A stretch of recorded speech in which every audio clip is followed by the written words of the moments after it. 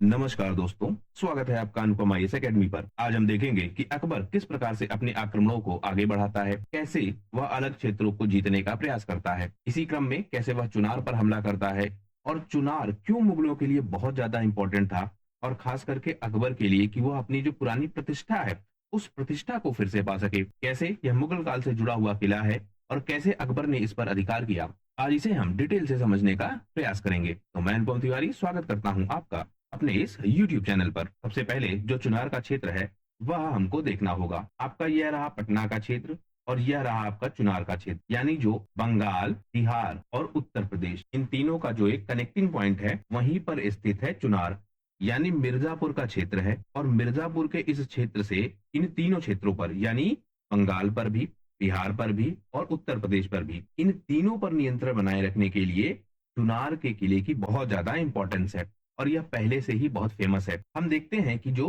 मिर्जापुर जिला है वहां पर गंगा नदी के किनारे यह किला स्थित है। यह किला एक चोटी पर बना हुआ है, यानी काफी ऊंचाई पर बना हुआ है और इसलिए इस किले को जीत पाना काफी कठिन हो जाता है। इसीलिए हम देखते हैं कि अलग अलग शासक अपने अपने समय में इस किले को जीतने का बार बार प्रयास करते हैं, क्योंकि हम देखते हैं कि जो यह किला है यह बिहार की ओर, बंगाल की ओर और उत्तर भारत की ओर, यानी तीनों जगहों को आपस में जोड़ता है। वहां के लिए एक प्रमुख व्यापारिक मार्ग बनता है। और जब हम शेरशाह सूरी का काल देखते हैं तो हम पाते हैं कि यह किला शेरशाह सूरी के लिए बहुत ज्यादा इंपॉर्टेंट था। शेरशाह सूरी इस किले पर अपनी पकड़ को मजबूत बनाता है। कैसे बनाता है उसे अभी हम समझेंगे, लेकिन यह किला बहुत ज्यादा इंपॉर्टेंट था। हुआ क्या था, जब शेरशाह सूरी बिहार के क्षेत्र में अपनी शक्ति को धीरे धीरे बढ़ा रहा था, हमने शेरशाह सूरी के क्रम में इस बात को बहुत डिटेल से देखा था कि कैसे उसने अपनी शक्ति को धीरे धीरे बढ़ाया था, कैसे उसने हुमायूं को घेरा था और उसके बाद उसे पराजित किया था। बहुत अच्छी रणनीति के साथ शेरशाह सूरी आगे बढ़ता है और हुमायूं को पराजित कर पाता है। इसी क्रम में हम देखते हैं कि जब वह अपनी शक्ति बिहार के क्षेत्र में बढ़ा रहा था, वहां पर अपने प्रारंभिक दौर में वह मजबूत हो रहा था, तो जो चुनार का किला है यहाँ पर शासन था ताज खान का और ताज खान की हो जाती है मृत्यु, यानी ताज खान मर जाता है। तो इसकी जो विधवा है लाड मलिका, इससे विवाह कर लेता है कौन, शेरशाह सूरी। और इसी कारण जो यह चुनार का किला है यह शेरशाह सूरी के कंट्रोल में आ जाता है। हमने शेरशाह सूरी के साथ देखा था कि उसने कई सारे विवाह किए थे और उन विवाहों में भी हमने देखा था कि कई सारी विधवाओं से विवाह किया था।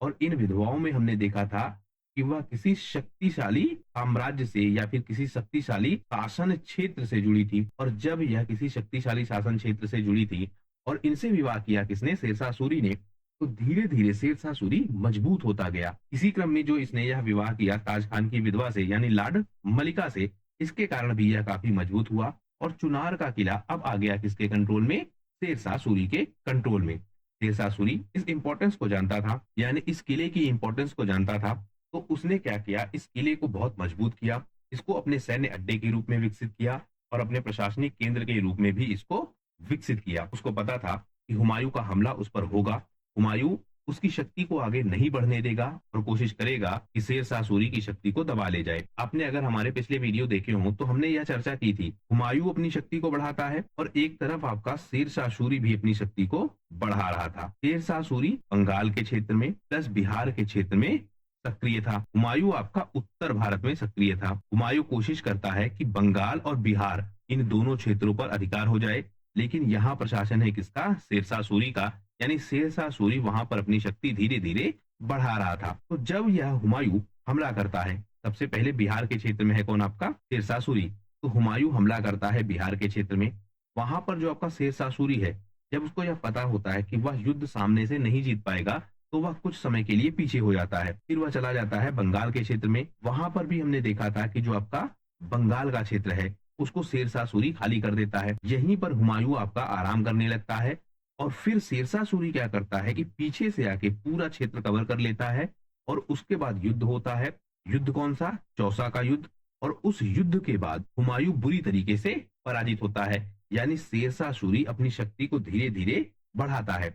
इसी क्रम में क्योंकि शेरशाह सूरी को यह पता था कि इस पर हमला कभी ना कभी जरूर होगा, हुमायूं नहीं चाहेगा कि शेरशाह सूरी की शक्ति आगे बढ़े, तो इस चुनार के किले को बहुत मजबूती से वह विकसित करता है। और जब हुमायूं पराजित होता है तो उसकी पराजय के पीछे, या हम यह कहे कि हुमायूं शेरशाह सूरी को पराजित नहीं कर पाता है, उसके पीछे सबसे ज्यादा योगदान किसका था, चुनार के किले का। इसीलिए जो आपका चुनार का किला है, यह बहुत ज्यादा महत्वपूर्ण हो गया था अकबर की प्रतिष्ठा के लिए, क्योंकि हुमायूं की हार का एक बड़ा कारण यह किला बना था। शेरशाह सूरी और हुमायूं दोनों इस किले की इंपॉर्टेंस को जानते थे, इसीलिए दोनों यह कोशिश कर रहे थे कि इस किले पर उनका अधिकार हो जाए। लेकिन शेरशाह सूरी ने पहले अधिकार कर लिया है। शेरशाह सूरी ने विवाह के द्वारा इस किले पर अपना अधिकार स्थापित कर लिया है। अब हुमायूं चाहता है कि इसका अधिकार हो जाए इस किले पर, तो हुमायूं क्या करता है, 1532 में चुनार पर चढ़ाई करता है, इसकी घेराबंदी करता है। किले को चारों तरफ से घेर लिया जाता है, क्योंकि जो आपका किला है वह पहाड़ी क्षेत्र पर स्थित था। तो जो शेरशाह सूरी की सेना है वह इस किले में सुरक्षित थी, और इसके साथ साथ शेरशाह सूरी क्या करता है, रसद खूब सारा उपलब्ध करा देता है इस किले में। यानी शेरशाह सूरी को पहले से यह अंदाजा था कि हुमायूं इस तरह का हमला जरूर करेगा, तो वह पहले से ही बहुत सारा जो फूड है वह स्टोर करके रखता है इस किले में। और जब हुमायूं इस किले को घेरता है तो बहुत लंबे समय तक घेरने के बाद भी वह शेरशाह सूरी से सरेंडर नहीं करवा पाता है, क्योंकि जब भी इस तरह के किलों को घेरा जाता है तो घेराबंदी के बाद जो सबसे बड़ी समस्या आती है वह आती है फूड की, यानी रसद की। लेकिन शेरशाह सूरी यह पहले से जानता था कि हुमायूं हमला करेगा, तो उसने पहले से ही बहुत सारा फूड इस किले में स्टोर किया हुआ था। जब हुमायूं ने हमला किया 1532 में, तो शेरशाह सूरी पहले से ही तैयार था, उसने सरेंडर नहीं किया।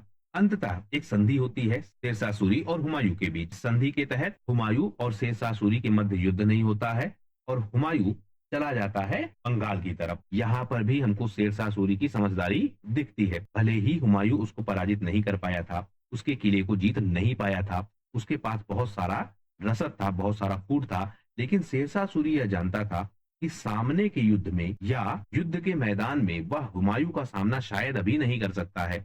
उसकी सेना शायद अभी उतना तैयार नहीं है कि वह हुमायूं की या फिर मुगल सेना के सामने टिक सके। तो उसने क्या किया, संधि कर ली। किससे? हुमायूं से। संधि करने से क्या हुआ, जो आपका हुमायूं है वह चला गया बंगाल की तरफ। और जब चला गया हुमायूं बंगाल की तरफ, तो यहाँ पर शेरशाह ने क्या किया, अपनी शक्ति को और ज्यादा मजबूत किया। यानी अब इसने हुमायूं को घेरने की तैयारी कर ली। इससे जब हुमायूं बिहार के क्षेत्र को जीतते हुए आगे बढ़ता गया और बंगाल तक पहुंच गया, और बंगाल में फिर वह आराम करने लगा, तो शेरशाह सूरी ने इस पूरे क्षेत्र को घेर लिया, और घेरने के बाद हुमायूं को बहुत बुरी तरीके से पराजित किया। इस पराजय और अपमान का बदला लेने के लिए बाद में अकबर आक्रमण करता है। इसके साथ साथ हम यह भी देखते हैं, क्योंकि यह एक ट्रांजैक्शन पर था, यानी उत्तर प्रदेश, बंगाल और बिहार, इन तीनों के व्यापारिक मार्ग के मध्य में था, इसलिए जो चुनार है यह ज्यादा इंपॉर्टेंट था। क्योंकि पहाड़ी पर भी स्थित था, तो यह सुरक्षा के लिए भी बहुत ज्यादा इंपॉर्टेंट था। इसलिए 1561 में अकबर आक्रमण करता है चुनार के किले पर। चुनार के किले की जो इंपॉर्टेंस है वह हम अकबरनामा में भी देखते हैं। अकबरनामा के खंड 2 में अबुल फजल कहता है कि अकबर ने गाजीपुर, जौनपुर, बनारस और चुनार की ओर अभियान किए थे। यानी चुनार का अलग से मेंशन है कि इसके लिए अकबर ने अभियान किया था, इसको जीतने का उसने प्रयास किया था। हम देखते हैं कि अकबर के समय जो चुनार है वह अली कुली खान या खाने जमान के अधीन था। इस घटनाक्रम को भी हम समझते हैं, कैसे यह शेरशाह सूरी से अली कुली खान तक पहुंच गया या कैसे उसको ट्रांसफर हुआ, पूरी बात को हम समझते हैं। हम देखते हैं 1545 से 1553 का काल। उस समय जो शेरशाह सूरी है उसका उत्तराधिकारी होता है इस्लाम शाह सूरी। शेरशाह सूरी की मृत्यु हो जाती है, यह हमने देखा था कालिंजर के किले पर एक गोला फटता है, उसकी वजह से शेरशाह सूरी की मृत्यु हो जाती है।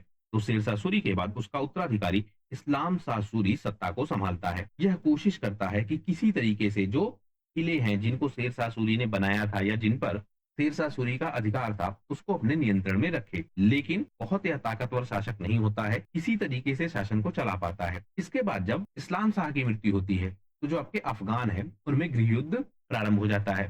जैसे जो आपके आदिल शाह है, मुबारक शाह है, यह सब आपस में लड़ने लगते हैं। इससे क्या होता है, जो चुनार का किला है वह काफी लंबे समय तक किसी अनजान व्यक्ति के अधिकार में रहता है या किसी अफगान सरदार के अधिकार में रहता है। यहाँ उस अफगान सरदार का नाम नहीं पता है। अब इस बात को भी आप ऐसे समझिए, अफगानों में एक परंपरा थी। क्या परंपरा थी? शासन में हिस्सेदारी की। यह बात हमने अपने पिछले वीडियोस में भी की है कि अफगानों में यह परंपरा थी कि जब कोई प्रशासक होता था तो जो सरदार होते थे वह सरदार भी शासन में हिस्सेदारी रखते थे। यानी राजा अकेले केवल ऐसा नहीं था जो सबसे ज्यादा शक्तिशाली था या शक्ति का केंद्र था। जो सरदार होते थे वह भी शक्तियों को अपने हाथों में रखते थे, यानी शासन में हिस्सेदारी होती थी।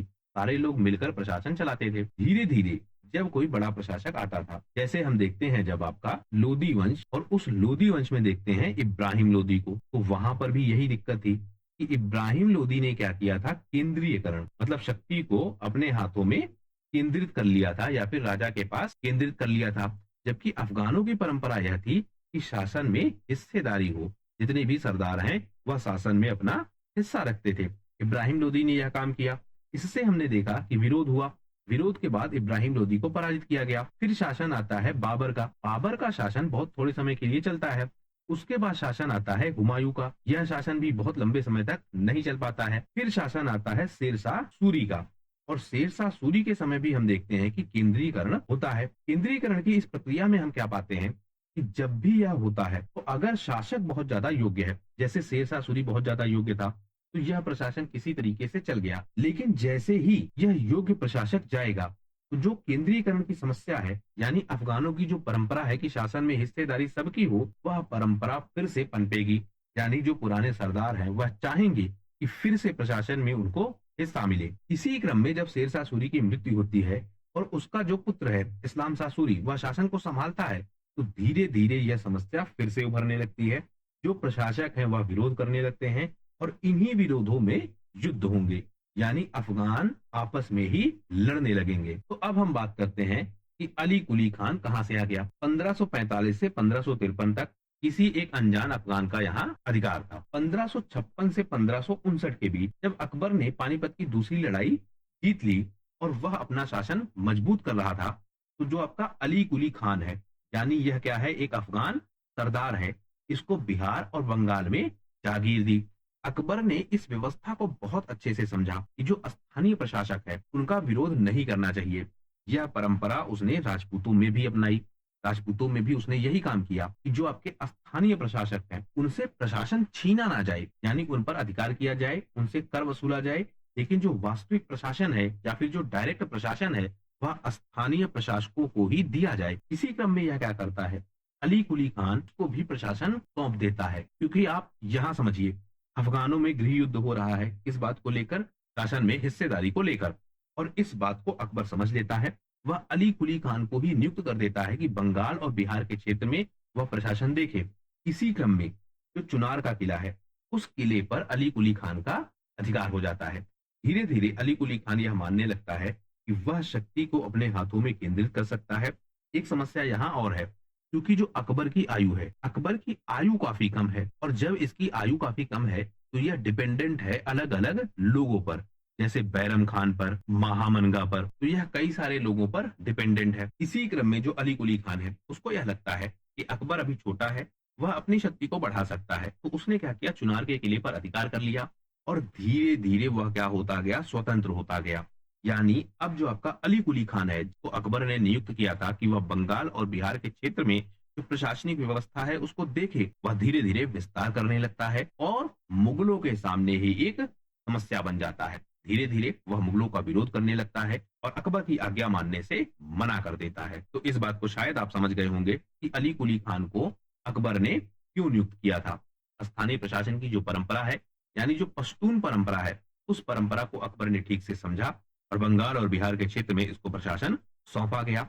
इसको खाने जमान की उपाधि भी दी गई, लेकिन इसने यह समझा कि मुगल साम्राज्य कमजोर है और यह विरोध करके अपनी शक्ति को बढ़ा सकता है या फिर अपनी अलग से प्रशासनिक व्यवस्था स्थापित कर सकता है। इसी क्रम में यह बिहार और बंगाल के क्षेत्र में बहुत ज्यादा सक्रिय होता है और अकबर को चुनौती देने की कोशिश करता है। अकबर जब यह समझ जाता है कि अली कुली खान अब विरोधी हो गया है, वह खुद को बादशाह समझने लगा है, वह विरोध करने लगा है उसकी नीतियों का, वह विरोध करने लगा है उसके आदेशों का, तो अकबर ने इसको चुनौती के तौर पर देखा और इस अफगान सरदार को हराने की कोशिश की। अली कुली खान एक काम और कर रहा था, वह जो बाकी बचे अफगान थे उन अफगानों को इकट्ठा कर रहा था। यानी वह कह रहा था कि सारे अफगानों को मिलकर अकबर का विरोध करना चाहिए और मुगल साम्राज्य को पराजित कर देना चाहिए। यानी अब ना केवल चुनार के किले पर जो अधिकार का द्वंद्व है वह द्वंद्व है, यानी ना केवल वह लड़ाई है कि अकबर चुनार के किले पर अधिकार करे, बल्कि लड़ाई अब इस बात की भी हो गई है कि अली कुली खान एक संघ बनाकर अकबर के खिलाफ खड़ा हो चुका है। धीरे धीरे वह कोशिश कर रहा है कि मुगल साम्राज्य को ही पराजित कर दे। यानी अब अकबर के लिए यह युद्ध करना अनिवार्य हो चुका था, क्योंकि अगर अकबर ऐसा नहीं करता तो अली कुली खान सफल हो जाता, और अली कुली खान अगर सफल हो जाता तो मुगल साम्राज्य ही संकट में आ जाता। इसी क्रम में अकबर ने मुनय्यम खान और हुसैन कुली खान इन दोनों को भेज दिया। 1561 में इस किले पर आक्रमण किया जाता है और अली कुली खान को पराजित किया जाता है। क्योंकि अकबर के पास तोपों की बड़ी संख्या थी, इन तोपों से बहुत भारी हमले किए जाते हैं। धीरे धीरे कुछ गुप्त सहयोगियों के माध्यम से, यानी अंदर के भी कुछ लोग मिल जाते हैं अकबर से, अली कुली खान धीरे धीरे कमजोर हो जाता है। और इन सारी चीजों के अलावा अकबर घेराबंदी करता है, जिससे खाने पीने की समस्या भी हो जाती है, हथियारों की कमी भी होने लगती है। क्योंकि हमने देखा कि जो आपका शेरशाह सूरी है, उसको पहले से यह अंदाजा था कि हमला होगा, तो उसने तैयारी की हुई थी। जबकि अली कुली खान यह कोशिश कर रहा था कि अफगानों को इकट्ठा करके वह हमला कर देगा किस पर, मुगल साम्राज्य पर। और यहाँ तो हमला उस पर ही हो गया, तो वह पहले से तैयार नहीं था। इससे क्या हुआ, जो खाने पीने की समस्या है, हथियारों की कमी है, यह सब उसको झेलनी पड़ी और अंततः अली कुली खान ने आत्मसमर्पण कर दिया। यहाँ अकबर ने फिर से समझदारी दिखाई। उसने क्या किया, अली कुली खान को माफ कर दिया और माफ करने के बाद फिर से अली कुली खान को अधिकार सौंप दिया इस किले का। और यह तय किया गया कि अली कुली खान अब अकबर के अधिकार क्षेत्र में रहकर, अकबर के अधीन रहकर इस किले का प्रशासन देखेगा। लेकिन अली कुली खान फिर से सक्रिय होता है। धीरे धीरे वह अपनी शक्ति फिर से बढ़ाने लगता है और इस बार वह फिर से कोशिश करता है कि मुगल साम्राज्य का विरोध करे। दोबारा हुए इस विद्रोह को जब अकबर समझ पाता है तो वह फिर से आक्रमण करता है। फिर से इस अली कुली खान को पराजित किया जाता है, लेकिन इस बार उसको माफ नहीं किया जाता है। अकबर की तरफ से इस बार मुनीम खान और कृष्णा मंडल, यह दोनों आक्रमण करते हैं। आक्रमण बहुत तीव्र होता है, अली कुली खान को माफ नहीं किया जाता है और उसको मार दिया जाता है। यहाँ पर दो घटनाक्रम है। कई इतिहासकार कहते हैं कि उसको युद्ध के मैदान में मारा गया, कई इतिहासकार कहते हैं कि मुगलों ने उसको पकड़ लिया और बाद में उसको मारा गया। इसमें जाने की कोई जरूरत नहीं है और ना ही यह कोई डिबेट का टॉपिक है। कुल मिलाकर मुद्दा यह है कि अली कुली खान को मार दिया जाता है और चुनार के किले पर अकबर का फिर से अधिकार हो जाता है। इस तरह से जिस चुनार के किले से हुमायूं को पराजित किया गया था, या जो किला हुमायूं की पराजय का सबसे बड़ा कारण बना था, वह किला फिर से अकबर के कंट्रोल में आ जाता है और मुगल साम्राज्य की प्रतिष्ठा फिर से स्थापित होती है। तो इस वीडियो में हमने समझा कि अकबर ने कैसे चुनार के किले को जीत लिया था। आने वाले वीडियोज में हम समझेंगे कि अकबर कैसे राजपूत क्षेत्रों में आगे बढ़ता है और कैसे अलग अलग अभियान करके राजपूतों को वह अपने कंट्रोल में लाने की कोशिश करता है। इस वीडियो में फिलहाल सिर्फ इतना ही। वीडियो यदि पसंद आया हो तो प्लीज शेयर कीजिए अपने दोस्तों के साथ, सब्सक्राइब कीजिए इस चैनल को। आपका हमसे जुड़ने के लिए बहुत बहुत धन्यवाद। आपका दिन शुभ हो।